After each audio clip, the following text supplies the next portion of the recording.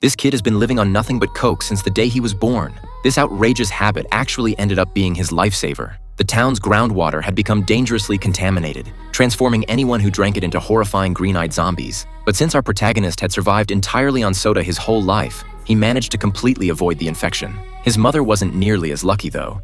She'd been drinking the poisoned water and suddenly came at him in full zombie mode, ready to attack. Initially, the boy figured his mom was just messing around with him, but the moment he spotted those eerie green eyes staring back at him, the terrifying truth hit like a freight train, and he bolted for the exit with his undead mother hot on his trail. Their deadly game of chase ended up on the street where the kid took a hard spill right in front of an oncoming car, leaving both him and the driver completely shell-shocked until the driver caught sight of the woman's glowing green eyes and immediately pieced everything together.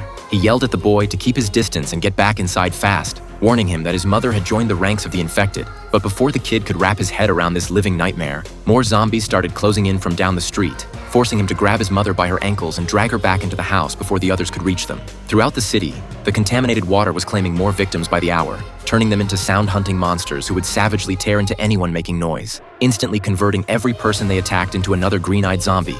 And before anyone knew it, the entire city had become a wasteland. Barricaded inside his home, the boy used his phone's camera to zoom in and study these creatures, discovering they were purely driven by sound. Stay quiet, stay alive. But this created a nightmare scenario since he had his 2-year-old sister right there beside him, so he quickly mixed her some formula to keep her from crying. The following morning, he crept to the bathroom planning to bring his infected mother some food, but her grotesque appearance sent him retreating in absolute terror. And that's precisely when his sister made a sound, instantly flipping his mother into full attack mode. Though thankfully the bathroom's glass door saved the little girl from certain death, Jack quickly snatched up some broccoli to distract his mother and lure her away from his sister, leading her back toward the living room. But tragedy struck when she collided with a table corner, sending a heavy cabinet crashing down on top of her with a bone-crushing snap that ended her misery. Devastated, the boy dragged his mother's lifeless body back to the bathroom, but the nightmare was nowhere near finished. And whether Jack can get himself and his sister out of this hellscape alive is still anyone's guess.